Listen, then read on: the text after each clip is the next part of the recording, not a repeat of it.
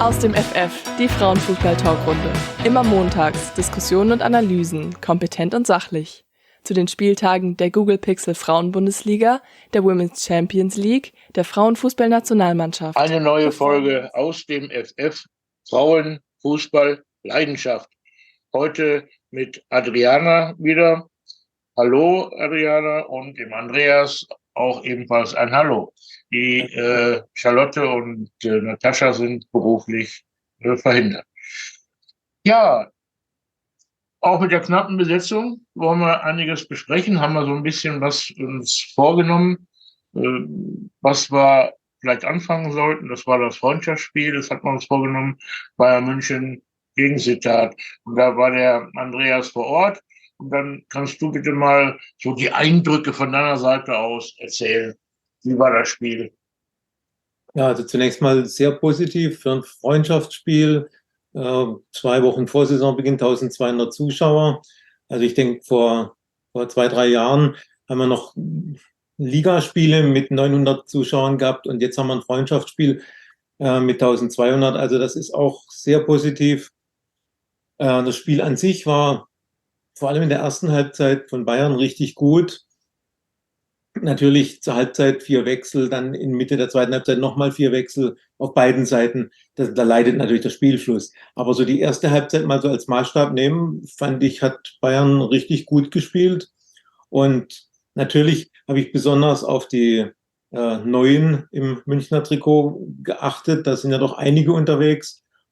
Und für mich in der ersten Halbzeit beste Spielerin war Jill Bayings, die aus Leverkusen gekommen ist. Muss ich ehrlich gestehen, habe ich so nicht auf dem Radar gehabt und auch nicht so stark eingeschätzt, aber die war ja omnipräsent auf dem Platz, hat sich überall angeboten, hat wirklich sinnvolle Dinge gemacht und sich dann auch selber noch mit einem Tor belohnt. Also für mich in der ersten Halbzeit beste Spielerin, die Samantha Kerr. Also ich glaube, man muss diesen Zusatz nicht mehr machen, die schottische Sam Kerr, also das weiß jeder.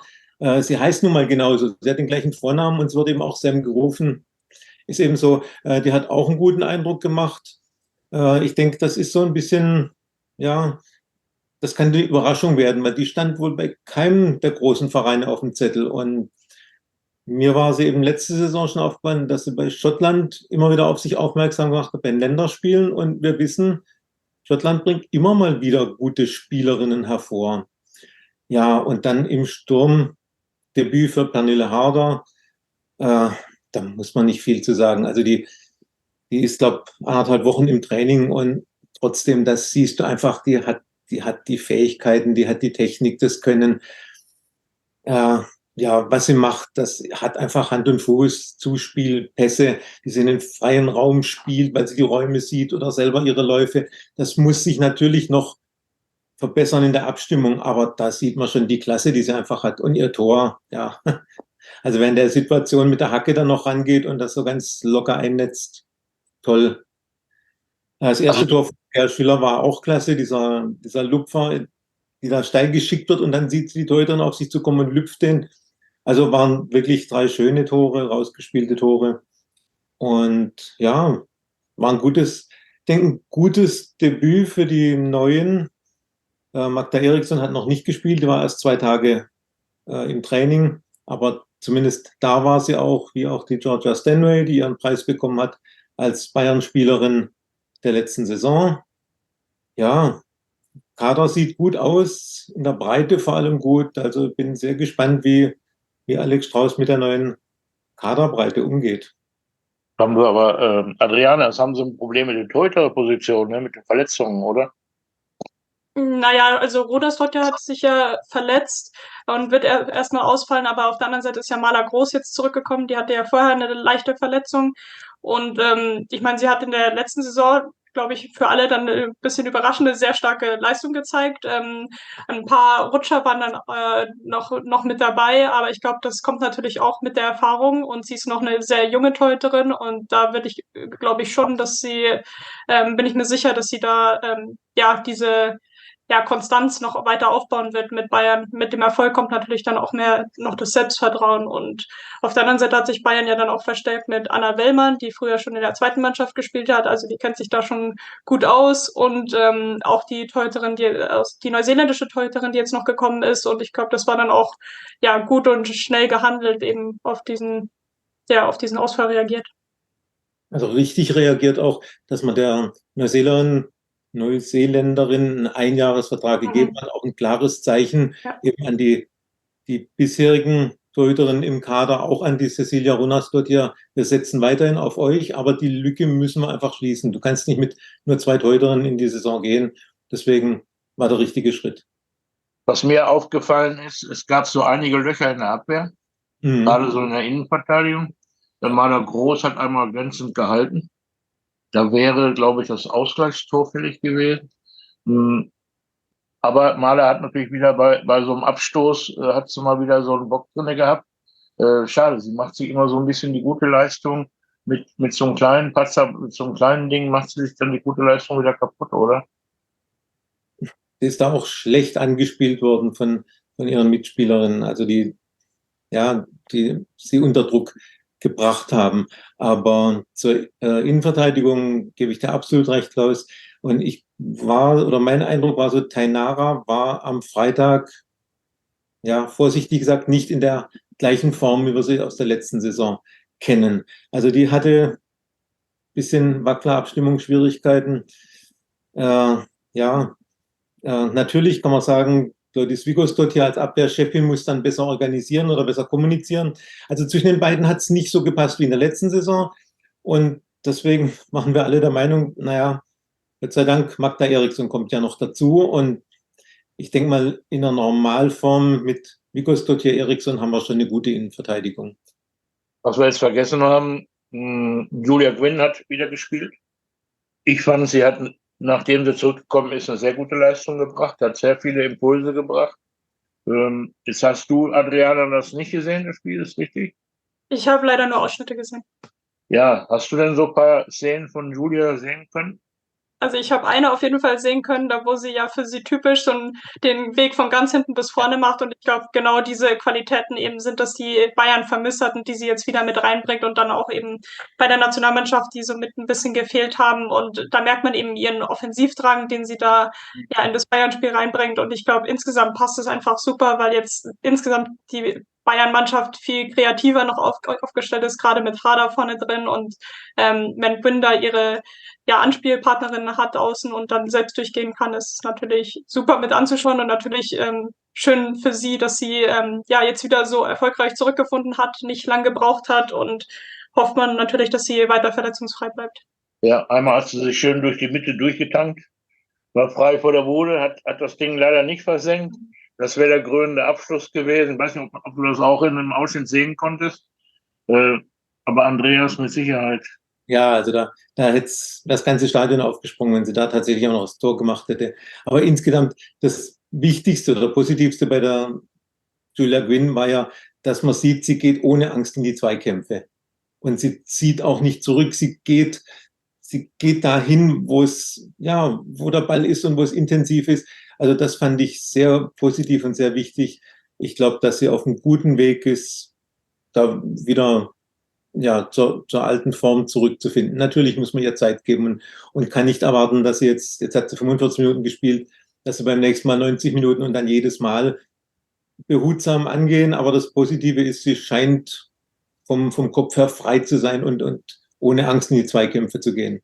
Und übrigens, Herr Dallmann hat auch das erste Mal wieder ein paar Minuten bekommen nach fast einem halben Jahr Pause. Ja gut, die braucht halt noch ein bisschen. Noch ein bisschen mehr wie Julie, weil sie eben später noch ins Training eingestiegen ist. Aber auch schön, dass die wieder am Ball ist. Und Franzi hat natürlich auch, die letzte Saison so eine der großen Entdeckungen war. Wer war das? Franziska Kett. Ja, genau. Was ich bei Julia unterstreichen möchte, die geht ohne Angst rein. Und ich glaube auch, dass wir jetzt besser nachvollziehen können, dass es besser war, dass sie nicht mit zur WM gefahren ist. Ja, absolut. Ich bin der festen Überzeugung, diese Wochen hat sie mit ihrem Einzeltraining nochmal genutzt, hat den Körper auf die kommende Serie vorbereitet. Und ich könnte mir auch vorstellen, wenn es jetzt 8 Wochen zurückliegt oder 10 Wochen, wenn wir jetzt zurückdenken, ja, mit dem WM-Start, da wäre sie dann vielleicht doch unter anderer Belastung herangegangen. Ja. Natürlich, das wird sie auch selber so sehen. Wenn sie mal weiß ich nicht, in 1, 2 Monaten zurückblickt, wird sie selber auch sagen, war schon besser so. Weil sie war ja arg enttäuscht oder traurig, dass sie nicht mitfahren konnte. Aber ja, sie ist noch eine relativ junge Spielerin, ich glaube 23 jetzt. Also sie hat noch so viele Jahre vor sich und von daher war es die richtige Entscheidung. Also das Spiel glaube ich, auch diesen Mut und diese Furchtlosigkeit, was ihr erwähnt habt in den Zweikämpfen. Ich glaube, das war eben dadurch extrem wichtig, weil wenn sie zur WM mitgefahren wäre, da darf man natürlich auch in keinem Zweikampf irgendwie zurückschrecken und so weiter. Und da war sie wahrscheinlich noch nicht an diesem Punkt angelangt und hat sich das jetzt eben über die Vorbereitung aufbauen können. Ja, die hat sich das auch erarbeitet. Die hat sich dieses Selbstbewusstsein erarbeitet. Sie weiß, sie fühlt in ihren Körper wahrscheinlich rein und weiß, jetzt ist sie fit. Und jetzt kann ich meine Aktionen starten, so wie ich es gewohnt bin. 10 Wochen vorher wäre es bestimmt anders gewesen, bin ich fest überzeugt. Deswegen war es eine kluge Entscheidung, sie zu Hause zu lassen. Ein Positivum sollte man auch noch erwähnen, die junge Alara Schittler. Also ich habe gelernt, der türkische Name spricht sich tatsächlich eher wie Schittler aus. So hat es auch der Stadionsprecher ausgesprochen. Ja, die hat auch Minuten bekommen und hat sich gut eingefügt. Ich hoffe wirklich, dass sowohl die Alara Schittler als auch die Franzi Kett in der Saison trotz des tollen Kaders, den Bayern hat, ihre Minuten bekommen, ihre Einsatzzeiten bekommen, weil da ist wirklich Talent da und die brauchen jetzt auch die Spielpraxis in der Bundesliga. Also auch das wollte ich einfach noch positiv herausstellen, dass die bei der Lara Sittler, da ist mir aufgefallen, dass sie eine unglaubliche Passgenauigkeit hat. Die hat da so 2 oder 3 Pässe gespielt, auch über lange Distanz und genau im Fuß ihrer Mitspielerin. Und das ist mir aufgefallen. Also da ist schon einiges, was darauf hindeutet, dass das wirklich ein Talent ist, ja. Genau. Gut, noch was anzumerken. Also das Hacke-Tor war klasse. Also das war frech, cool.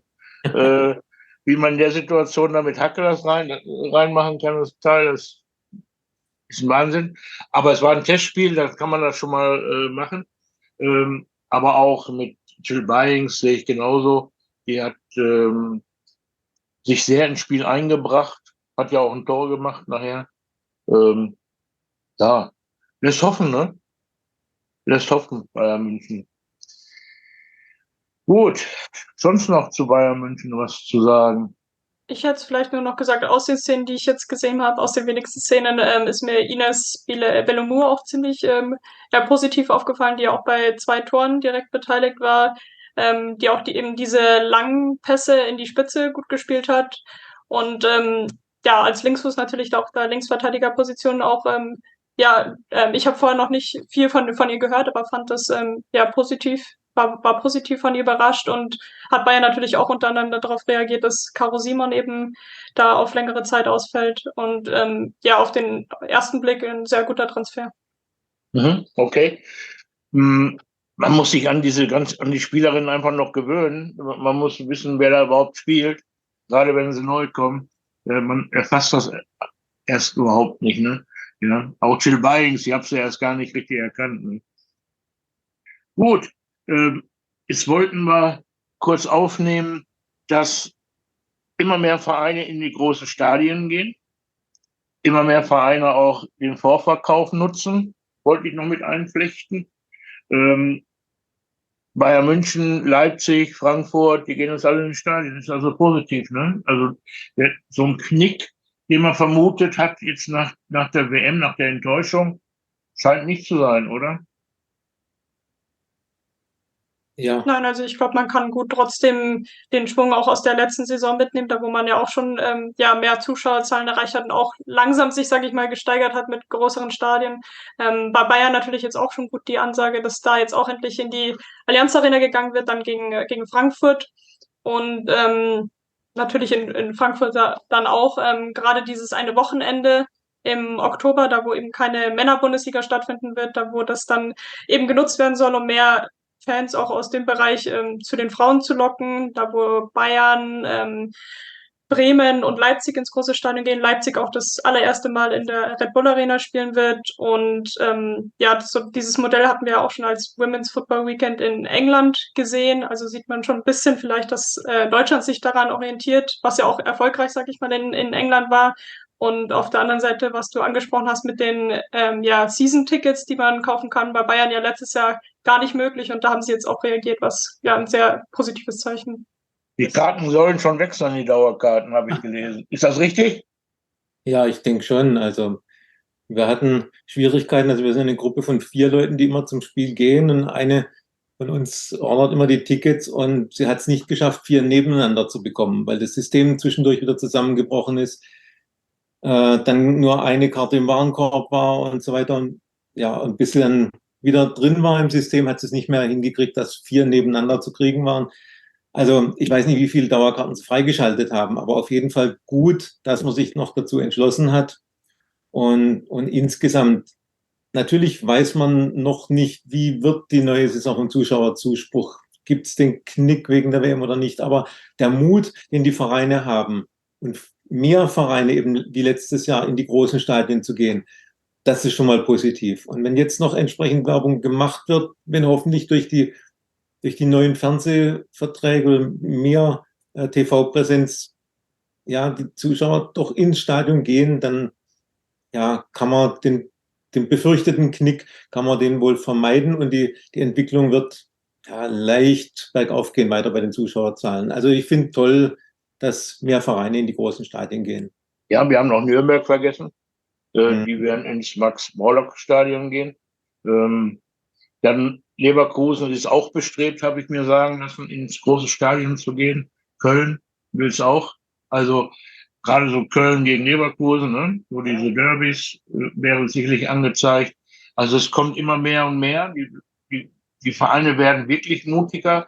Es mag ein Zusatzgeschäft sein, klar, aber es wird sich irgendwann mal auszahlen. Da bin ich fest von überzeugt.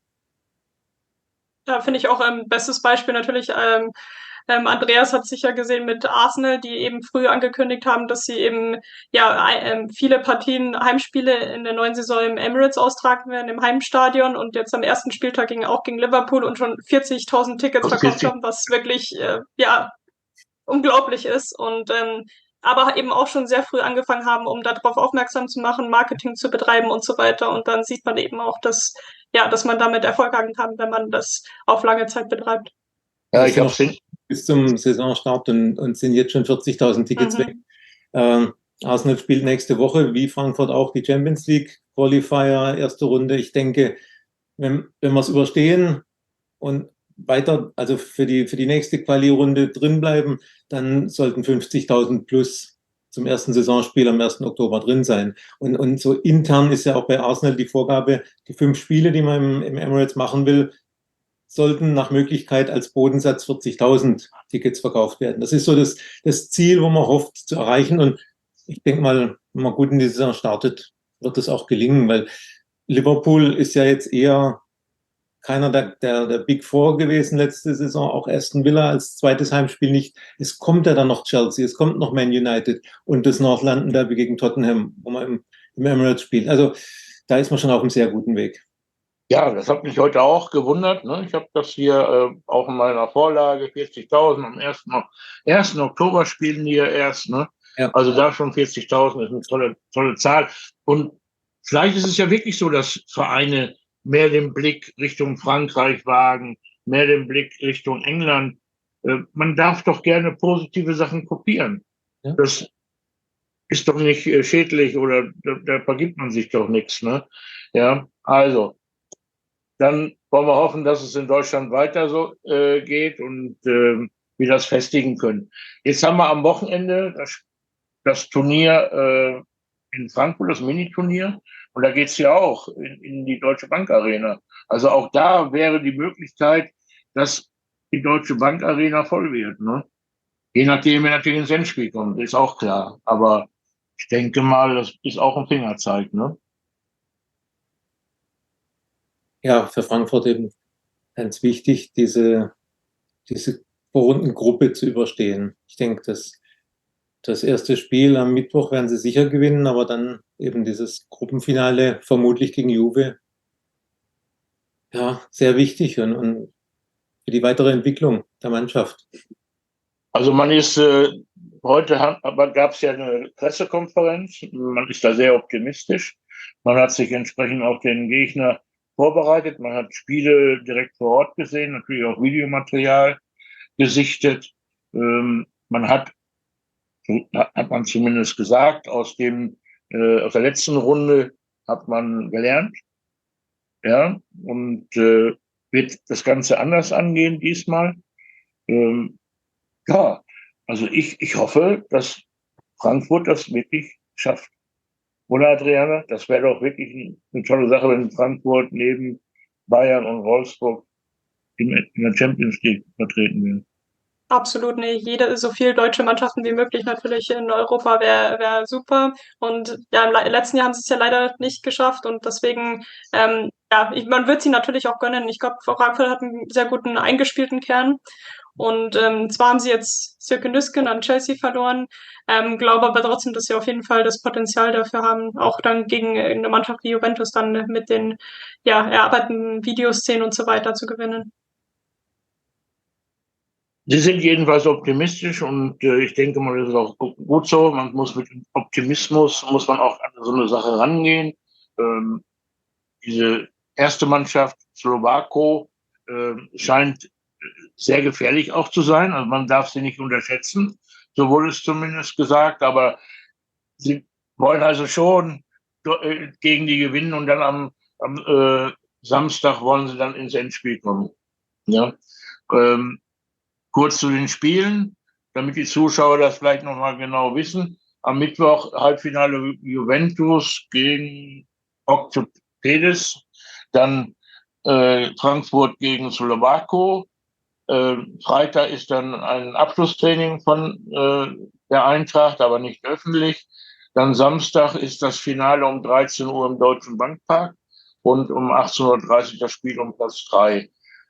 Und ich hoffe, dass da viele noch hingehen. Also ich bin zum Beispiel da, freue mich schon drauf, wieder ein tolles Spiel zu sehen. Okay. Gehen wir weiter.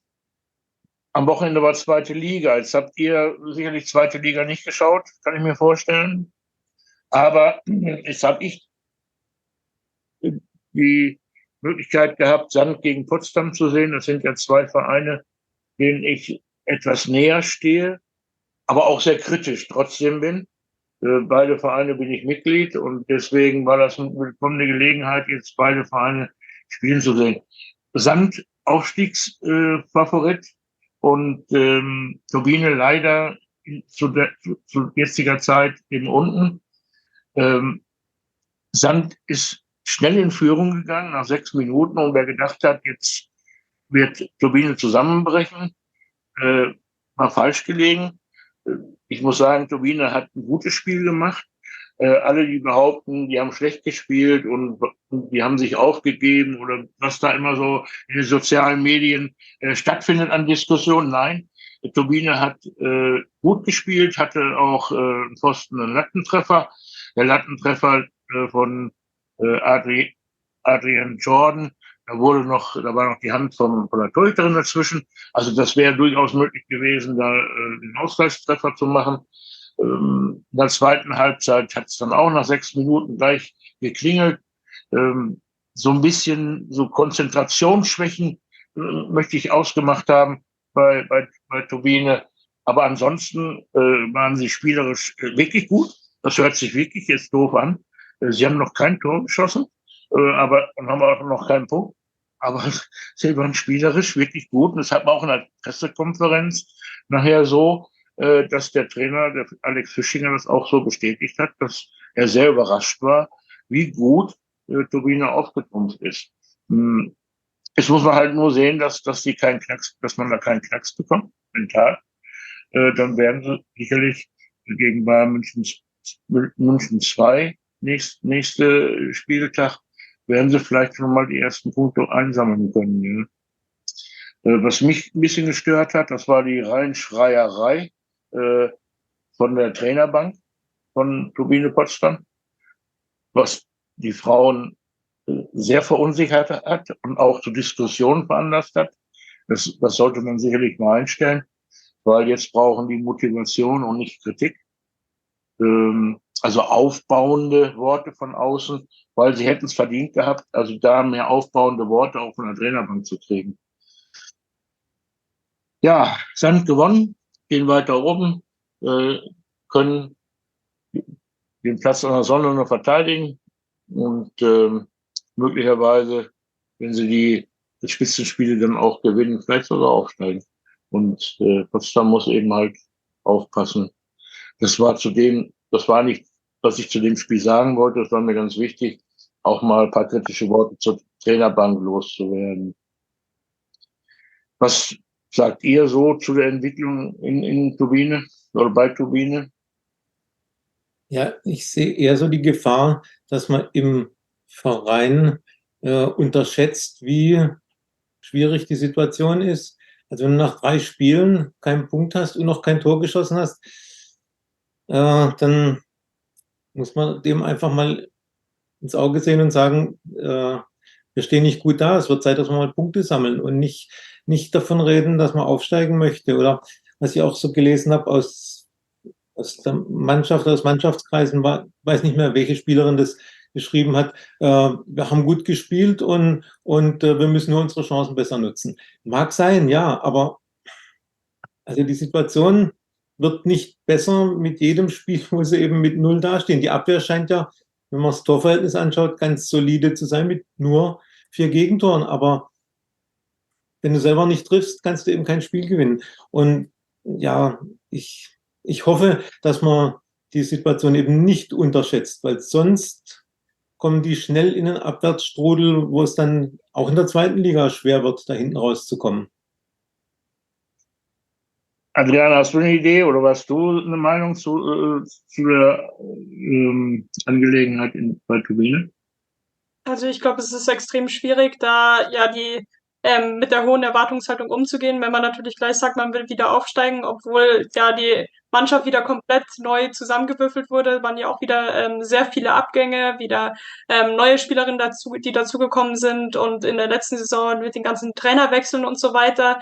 Ich glaube, da muss man erst wieder ein bisschen Stabilität und Konstanz darauf mehr bauen und vielleicht nicht gleich sagen, wir wollen gleich wieder aufsteigen, sondern erst schauen, dass man auch wirklich nachhaltig denkt und ja in die Zukunft plant, weil sonst geht's wieder, selbst wenn es dann hochgeht, dann geht's gleich wieder runter. Und ich glaube, da muss man wirklich ja mehr von der obersten Etage an bei Potsdam wieder komplett neu anfangen und die Strukturen überdenken, um dann wirklich ja wieder Erfolg zu haben am Schluss.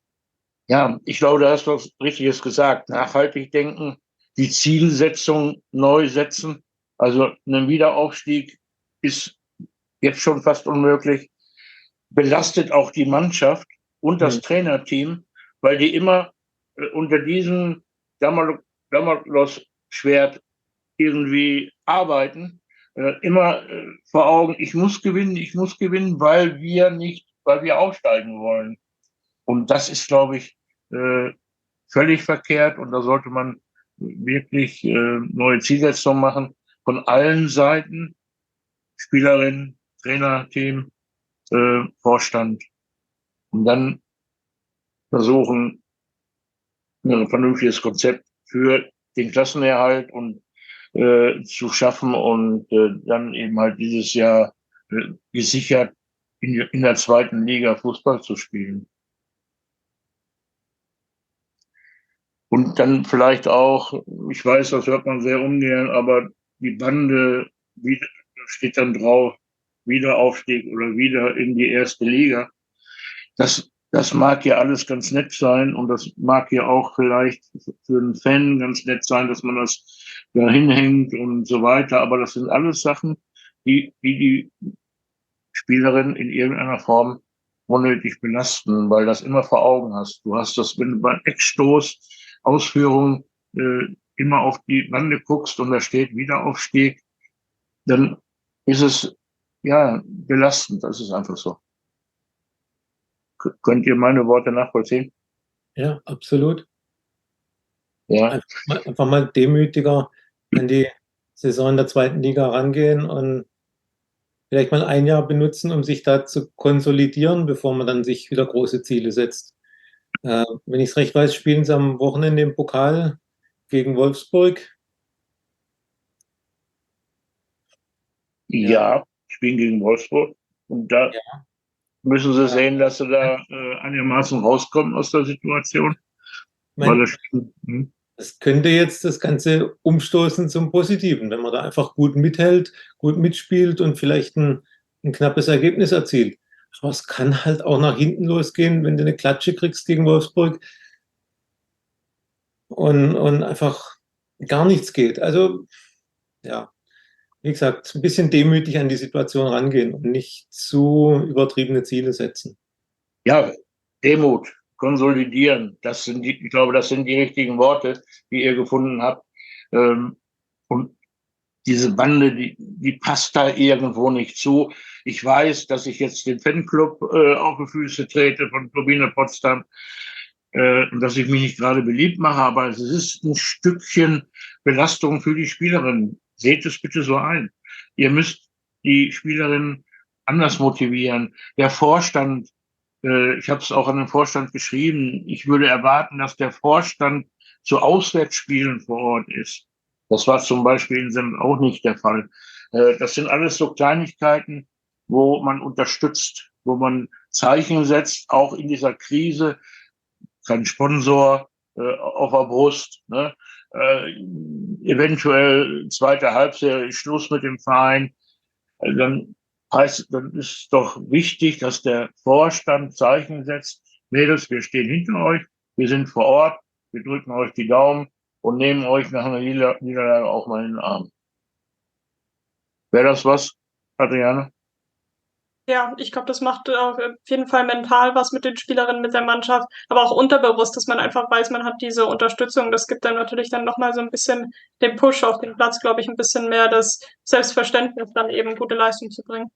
Ja, und der Vorstand fährt mit im Mannschaftsbus, übernachtet im gleichen Hotel. Ähm, Das sind kleine Zeichen, die große Wirkung haben können. Gut, lassen wir Sand und Potsdam jetzt beiseite liegen. Gütersloh hat hoch gewonnen, 6-0 gegen die Nachwuchskräfte von Hoffenheim. Ansonsten überraschend war Frankfurt gegen Weinberg 3-3 mit wechselnden Ergebnissen, Zwischenständen. Es wird spannend in der Liga, wer da nun schlussendlich aufsteigt. Also die beiden Aufsteiger, ob die beiden ersten aufsteigen, das ist noch nicht unbedingt sicher. Das hatten wir schon äh, angesprochen. Pokal ist am Wochenende. Hm. Habt ihr da mal für euch ein Spiel rausgefiltert, wo er sagt, Mensch, das wird bestimmt ein Kracher?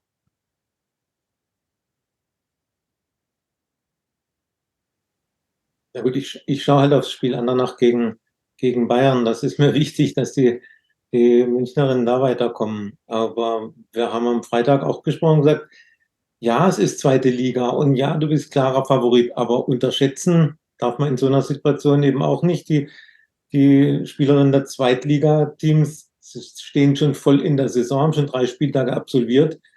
Die Bundesligisten sind noch in der Vorbereitung. Also auch da ernst nehmen und konzentriert rangehen. Ja, das ist natürlich das Spiel, auf das ich schaue. Und das andere, Potsdam-Wolfsburg, ja, vom Namen her klingt das ja nach Topspiel. Ich gehe davon aus, dass Wolfsburg sich klar durchsetzt, aber wie wir gerade gesagt haben, ich hoffe mal, dass Potsdam da nicht unter die Räder kommt. Und ansonsten, Wichtig, was ich auch heute noch jemandem gesagt habe, wichtig wäre, wenn das Stadion ausverkauft wäre, damit auch finanziell nochmal da was reinfließt in die Kassen und dann eben halt ein einigermaßen gutes Ergebnis erzielen, damit man auch weiter in der zweiten Liga dann Zuschauer bekommt. Ähm, Für mich ist ein tolles Spiel St. Pauli gegen Hamburg, Adriana. Hamburger Derby. Ja, ich glaube, also was man so aus dem Männerfußball kennt, da geht's ja immer ordentlich ab und ich hoffe, dass man das ja so ein bisschen übertragen kann, dass man das vielleicht auch sieht und natürlich auch ja beide Mannschaften dann auch das auf dem Platz zeigen können und dann eben auch die Fans begeistern können. Andere Spiele, die für mich, finde ich, noch ganz interessant sind, sind dann auch unter Nürnberg gegen Jena und Leipzig gegen Gütersloh, weil das ja doch Spiele ja auf Augenhöhe dann sind und ja, auch wenn die beiden jetzt in die erste Liga aufgestiegen sind, finde ich trotzdem, dass da ja trotzdem noch überraschende Ergebnisse dabei rauskommen könnten. Ja, und bei Nürnberg ist ja die Torhüterin, die Stammtorhüterin ist verletzt. Also das dürfte auch schwerwiegend sein. Also das Fehlen der Stammtorhüterin. Hm, St. Pauli gegen Hamburg wird ja richtig stark beworben. Das ist ja im Millantor-Stadion. Und die erhoffen sich ja, dass es ausverkauft sein wird. Wollen wir mal abwarten. Bochum-Essen ist auch so ein kleines Derby, ne? Wird auch spannend werden, was du gesagt hast. Karlsruhe Jena, Nürnberg, Weinberg gegen Hoffenheim. Wird bestimmt auch sehr interessant werden. Weinberg hat jetzt 3:3 gespielt. Hoffenheim noch in der Vorbereitung. Wissen auch noch nicht ganz genau, wo sie stehen. Hoffenheim hat gegen Freiburg ja verloren kürzlich. Ne? Gütersloh, Red Bull, ja. Gütersloh Leipzig, das ist ein ganz interessantes Ding. Gütersloh, wir sehen es auf der Tabelle hinter dir, nach 3 Spieltagen da mit 9 Punkten und tollen Torverhältnis. Leipzig, wie gesagt, die Bundesligisten eben noch in der Vorbereitung. Ja, Gütersloh wird sicher versuchen, die Rolle im Pokal zu spielen, die Leipzig letztes Jahr gespielt hat. So mal die Bundesligisten ärgern. Wollte ich gerade hin, ja. Ja, warum nicht? Und da ist auch die Partie Sand gegen Freiburg ist ähnlich zu sehen. Auch da Sand gut in die Saison gestartet, schon im Schwung. Glaube schon, dass man sich da was ausrechnet, für eine Überraschung sorgen zu können. Und Freiburg muss einfach wachsam sein. Das ist kein Selbstläufer da in Sand. Ja, vor allen Dingen der Platz ist klein in Sand. Nicht unbedingt ganz eben. Also nicht also die Bundesligaspielerinnen mögen ja ganz gerne ebene Plätze, schön zum Passspielen, Flachpassspielen und so. Das ist da ganz anders. Und wie gesagt, es ist eng. Es ist wirklich eng dort. Und wenn Sand richtig den Kampf aufnimmt im Mittelfeld, richtig schön Pressing macht, dann wird es für Freiburg nicht einfach werden. Ja. Was haben wir noch? Meppen gegen Leverkusen, ähnlich zu sehen, ja. Ja, Meppen ja auch gut gestartet. ja mit knappen Ergebnissen, aber trotzdem, ja, die haben Selbstbewusstsein. Ja, aber noch kein Gegentor bekommen. Spielen daheim. Ja, mal sehen. Also es sind schon einige Spiele, wo die in der zweiten Liga jetzt vorne stehenden Mannschaften aus dem Mittelfeld oder so der Bundesliga fordern und da könnte die eine oder andere Überraschung vielleicht dabei sein. Das ist ja Da auch sind wir gerade drauf das, gespannt, ne, Adriana? was den DFB-Pokal so, ja, so interessant macht, eben die Kleinen dann auch mal so ein bisschen aufmucken können und die ja, Großen mal ärgern können. Und ich hoffe, dass da auch das ein oder andere Ergebnis dabei ist. Hoffentlich dann nicht bei Bayern, aber ja. Hat ja manchmal schon die Bayern auch bei den Männern erwischt. Ne? Da sind einige rausgeflogen schon. Ne? HSV, Bayern, Gladbach und wie sie alle heißen, sind schon in der ersten Runde rausmarschiert. Ne?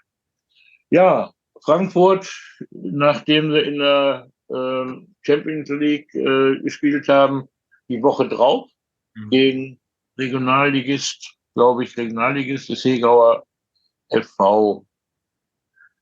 Aber das dürften sie eigentlich gewinnen. Ne? Also das müsste drin sein. Naja, vor allem mit der Euphorie eines Sieges gegen Juventus Turin. Wollen wir doch hoffen. Ne? Und dann fahren die zum Pokal und nehmen die Euphorie mit. Jetzt wollten wir noch einen kurzen Blick auf die Zu- und Abgänge kurz werfen. Jetzt hatten wir schon mit Bayern München kurz die Sache angesprochen. Ja, Bayern hat sich gut verstärkt. Die Kaderbreite ist größer geworden. Ähm, Wolfsburg hat sich auch nicht schlecht verstärkt. Oder seid ihr der anderer Meinung? Also ich muss sagen, ich hätte vielleicht ein bisschen mehr trotzdem noch bei Wolfsburg erwartet, weil die ja schon ja um die Spitze von Europa mitspielen wollen und da natürlich auch letztes Jahr ins Champions League Finale gekommen sind und sich dann unter anderem mit Barcelona dann eben messen wollen und in der Bundesliga natürlich auch mit Bayern. Und ich finde, dass da im Vergleich sich Bayern deutlich besser verstärkt hat, allein schon mit dem Doppeltransfer aus Eriksson und Hada. Das war natürlich ein Ausrufezeichen. Und Barcelona auch, die dann zum Beispiel Onabatje verpflichtet haben. Und ich glaube, das sind eben so ja, Ausrufezeichen, die gesetzt wurden, die, was jetzt finde ich bei Wolfsburg nicht ganz so klar der Fall ist, aber natürlich auch da ein paar gute ja, Spielerinnen verpflichtet, wie Fenna Kalmar, die Torschützenkönigin aus den Niederlanden, was natürlich auch interessant werden könnte. Aber noch nicht solche Spielerinnen, die sich schon, sage ich mal, einen großen Namen gemacht haben. Aber da wird natürlich interessant, wie sie sich dann bei Wolfsburg einfinden können und dann vielleicht doch ja, weiterentwickeln können, eben zu solchen Spielerinnen. Ja, und dann muss man wirklich mal sehen, dass man bei Wolfsburg auch die Talente entwickelt. Ne?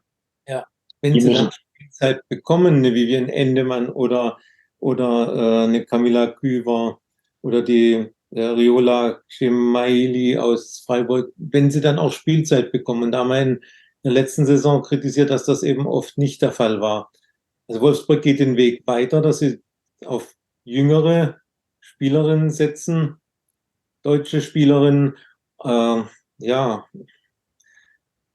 wie soll man sagen, hoffen wir mal, dass also, Thomas Roth die Kaderbreite etwas besser nutzt als in der letzten Saison, damit solche Spielerinnen auch ihre Chance kriegen. Ansonsten besteht die Gefahr, dass der Stammkader, wenn er immer spielt, wenn fast immer die gleichen spielen, so langsam, ich sag's mal vor sie, in die Jahre kommt. Ja, Hegerich, Hendrich, Bob, Huth, sind immer so die gleichen Rauch, ne? Und sie werden nicht jünger. Und deswegen hoffentlich kriegen die Jungen, das sind unheimlich talentierte Spieler dabei, eben auch ihre Spielzeit. Von daher ist nämlich der Kader bei Wolfsburg auch wieder bärenstark. ja, aber wie gesagt, man muss denen Spielzeit einräumen. Sie kommen aus Vereinen, wo sie Stammspielerinnen waren und wenn sie dann nicht spielen, dann geht ihnen dann doch irgendwas verloren, also die Praxis und das wäre eigentlich schade. Ne? Gerade so mit Vivian Endemann von Essen, gerade aufgeblüht und dann geht sie weg nach Wolfsburg. Das wäre schade, wenn die also nur Talent bliebe im Endeffekt nachher. Ne? Ja, sonst zu diesen beiden noch was zu sagen, Wolfsburg, Bayern? Was halten wir denn von Frankfurt? Ja, die waren auch etwas vorsichtig am Transfermarkt. Muss man, muss Die man, waren, die waren wirklich vorsichtig, ja. Aber mit der Pia Wolter haben sie wohl einen richtigen Glücksgriff gemacht und mit der Nadine Riesen jetzt von FC Zürich scheinen sie sich auch eine junge Spielerin wohl zu haben, die also in der Abwehr flexibel einsetzbar ist. Ne? ja, mal sehen. Also Schöke-Nüsken ist sicher ein Abgang, der schmerzt. Und ansonsten, ja, ich bin nicht so tief in Frankfurt drin. Da könnten jetzt Natascha oder Charlotte mehr sagen, inwieweit Laura Feiersinger, ob das auch ein Abgang ist. Zumindest in der Kabine eine, die sicher auch eine starke Persönlichkeit war. Also ich dachte eigentlich, dass Frankfurt etwas mehr macht im Transfermarkt. Mal sehen. Dafür haben sie eben den Vorteil eines eingespielten Teams. Ja, sie werden sich punktuell, so sehe ich das zumindest, verstärkt haben. Und was ja Charlotte schon gesagt hat, also mit der Pia Wolter haben sie wirklich eine starke Spielerin dazu gewonnen. Ne? Abwarten, Tee trinken. Und frische Spielerinnen tun immer gut im Kader. Und die Abgänge, ja, Dauer Feiersinger hat ja zuletzt überhaupt nicht mehr gespielt. Ne? Die war gar nicht mehr, aus welchen Gründen auch immer, gesetzt. Ne? Und zuvor war sie ja eigentlich Stammspielerin. Ne? Gut.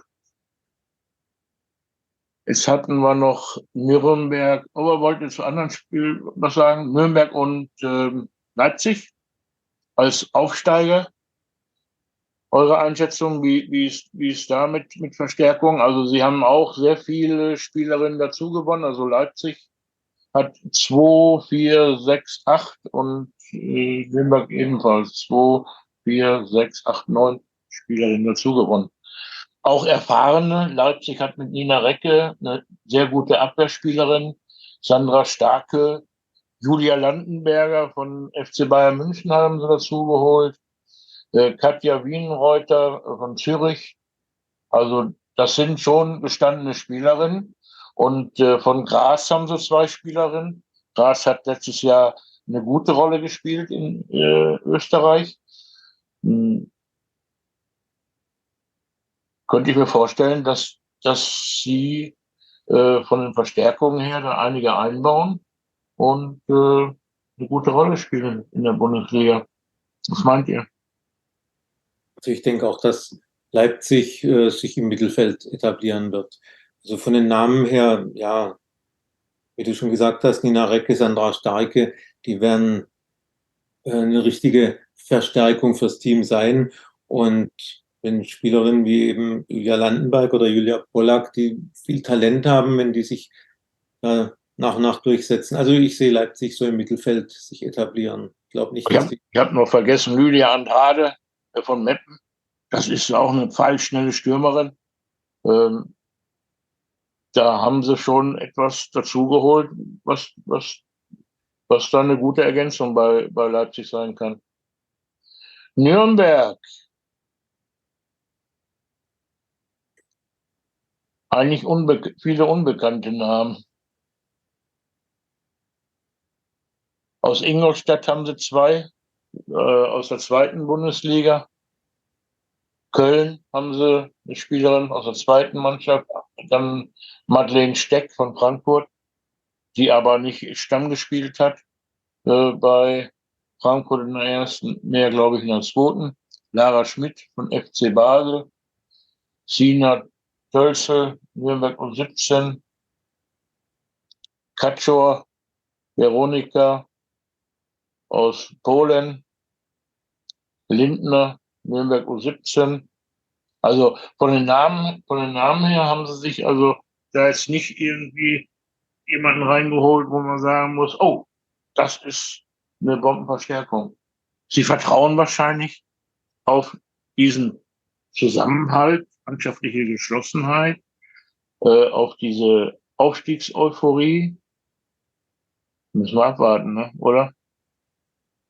Ja, also ich glaube auch die Richtung von beiden Aufsteigern zeigt sich da ein bisschen, in die es wahrscheinlich gehen wird. Bei Leipzig dann schon eine ziemlich gute Mischung dann dabei aus, ja, ein bisschen jüngeren Spielerinnen, die mit viel Potenzial und ja, den älteren Spielerinnen mit Erfahrung, ein bisschen gestandenere Spielerinnen und bei Nürnberg dann doch ein paar Unbekannte.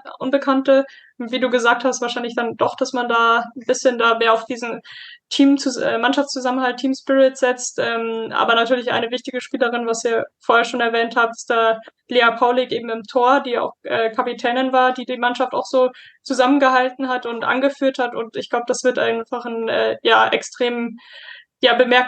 sich extrem bemerkbar machen, ein großer Ausfall für Nürnberg sein. Ja, sie war ja nun wirklich ein Rückhalt in der Mannschaft, egal als Torhüterin, sportlich gesehen, aber auch als Mensch, als Leitfigur. Jetzt hat sie eine Schulterverletzung, die etwas länger andauern wird. Vielleicht sogar die ganze Hinserie, dass sie nicht spielen kann. Das ist natürlich schon für einen Aufsteiger ein Schlag. Ne? Müssen wir auch sehen, abwarten, wie sich dann die Nummer 2 da empfehlen wird. Aber wir wissen ja, in der Bundesliga, eine Torhüterin kann da Tore entscheiden, in der einen oder anderen Richtung. Okay. Gut. Dann haben wir, können wir das verlassen mit den, ja, ne? Können wir verlassen. Dann gibt es einen Spielerinnenstreik in der spanischen Liga, aber jetzt der Liga, die ersten beiden Spieltage werden bestreikt. Und laut Presseinformation ist das wirklich so. Was müssen wir denn davon jetzt halten? Nationalmannschaft wird gestreikt, Liga wird gestreikt. Es soll für die Gleichberechtigung alles sein. Nationalmannschaft sicherlich noch die Sache mit dem Kuss, aber jetzt die Liga, und Löhne, Mindestlöhne und so weiter. Ja, ist schwer so von außen das zu beurteilen, aber ich denke schon, dass das eine das andere einwirkt. Also diese Einigkeit, die die Spielerinnen jetzt zeigen, kommt auch daher, dass sie sagen, und jetzt ist aber mal Schluss, jetzt lassen wir es uns nicht mehr bieten, so ungefähr. Ja, so interpretiere ich das auch. Also jetzt in der Nationalmannschaft zeigen sie klare Kante und jetzt sagen sie sich natürlich in der Liga, jetzt hauen wir noch mal den Stempel drauf. Ne? Ja. Adriana, wie würdest du das so interpretieren, das Ganze? Ja, ich glaube, da hat sich einfach in den letzten Jahren einfach viel aufgestaut, höchstwahrscheinlich, sowohl in der Nationalmannschaft als auch in der Liga. Und da man eben auch jetzt gerade dieses Momentum hat, sage ich mal, mit der ganzen Sache mit Rubiales und auch Jorge Wilde, da wo ja auch schon vorher die Spielerinnen gestreikt haben, die 15 Nationalspielerinnen und dann eben auch jetzt während der WM. Und da hat man eben auch gesehen, dass es eben ja medial groß ja, rausgekommen ist, auch wenn sich leider nicht so viel dann wirklich geändert hat. Aber da kann man nur jetzt hoffen, dass sich sowohl jetzt bei der Nationalmannschaft was tut, mit dem Trainer, als auch beim Verband, dass der dann wirklich auch zurücktreten muss. Und auf der anderen Seite natürlich auch, dass die Spielerinnen diesen Mindestlohn bekommen, weil das einfach, ja, die spielen professionellen Fußball und da erledigen ihre Arbeit wie andere normale Leute, sage ich mal auch, und wollen dafür bezahlt werden. Und ich finde, das ist absolut gerechtfertigt. Ja, okay, gut. Dann hoffen wir mal, dass wir mit dem Streik da irgendwie durchkommen. Also 2 Spieltage bestreiken, das heißt schon was, ne? Also Totalausfall von den ersten beiden Spieltagen, Andreas. Ne? Ja, also ist halt traurig, was für ein Bild der spanische Fußball jetzt abgibt, gerade Weltmeisterin geworden und jetzt passt eigentlich gar nichts mehr zusammen. Also es ist schon sehr traurig. Und bei aller Kritik, die da jetzt mal so aufkommt, die streiken nicht dafür, dass sie die gleichen Gehälter kriegen wie die Männer. Das soll man auch immer wieder dazu sagen. Die streiken dafür, dass es einen Mindestlohn gibt, der den Spielerinnen ermöglicht, dem Fußball als Beruf nachzugehen und dass sie adäquate Bedingungen kriegen, Trainingsbedingungen und das ganze Umfeld, dass das eben passt. Und ja, das sind Mindestbedingungen, um die jetzt streiken. Und trotz allem, ja, wie gesagt, das Bild, das der spanische Fußball abgibt, ist traurig momentan. Wir wollen nicht über Streiks oder über Affären oder sonst was reden, sondern wir wollen eigentlich über den schönen Fußball reden, den diese Spielerinnen spielen. Das ist doch unser Anliegen. Deswegen, ja. Ja, mir persönlich wird das eigentlich zu viel. Kanada streikt, Norwegen streikt. Sicherlich müssen die ihre Rechte einfordern. Spanien streikt. Da müssen die hohen Herrschaften auch mal einlenken und müssen was für die Fußballspielerinnen tun. Das ist einfach so. Ne? Wir wollen uns ja den Fußball angucken und nicht wie meinetwegen welche mit irgendwelchen Banderolen auf der Straße stehen, ja, die Spielerinnen. Ne? Aber die Rechte, die müssen sie einfordern, da bin ich voll dahinter. Überhaupt keine Frage. Aber Fußball muss auch sein. Ne? Gut. Haben wir sonst noch was wir vergessen haben? Haben wir ja ausgiebig heute besprochen. Wir wünschen Frankfurt alles Gute, denke ich mir mal. Dass sie ins Endspiel erstmal reinkommen und dass sie dann auch im Endspiel bestehen und dann entsprechend weiterkommen. Ne? Ja. Dann bedanke ich mich recht herzlich bei euch, dass ihr dabei wart, dass wir so ein paar Sachen wieder besprechen konnten. Ich hoffe, dass wir Kommentare bekommen, sachliche Kommentare und dass wir vielleicht in gewissen Punkten Diskussionen angeregt haben. Alles klar. Dankeschön.